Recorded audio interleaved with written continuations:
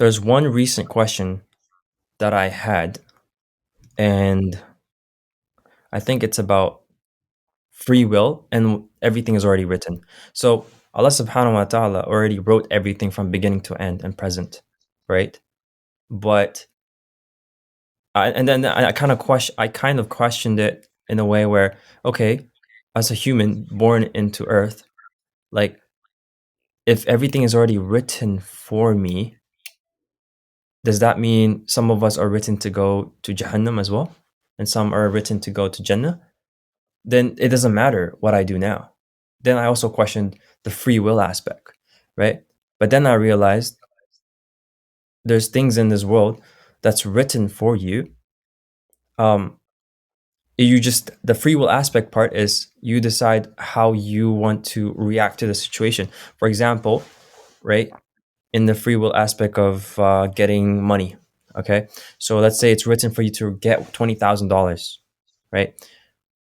There's two ways that you can get it: the haram way, we can get it instantly, right? Or the halal way. It's what you do in that moment, you know? Like you just chose to do the haram way, okay, that you're gonna get that money regardless. Or you end up choosing the halal way, which is requires patience and trust, and over time you get that 20,000. It's just, I was questioning the free will aspect of the religion because that part I never understood because everything is already written. Then what I do now doesn't really matter. You know what I mean? But I'm not too sure exactly whether if someone is already written in Jahannam or Jannah. That part I do not know. I do not have the knowledge of, unless you do. It's a topic I'm actually very fascinated about because I'm very fascinated about the balance of the deen and the dunya. How can we live a life that allows us to achieve the things we want in this life with still achieving the things in the next, right? The good deeds and the not falling into sin.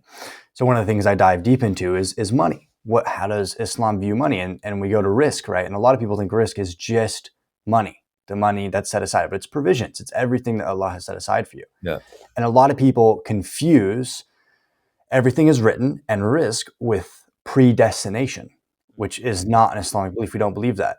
So what I've known through talking to the scholars, and obviously disclaimer, we're both reverts and there's always chances we get things wrong. But what I've learned is there's a very large difference from Allah knows what you're going to do and has written that down versus Allah's decided what you're going to do.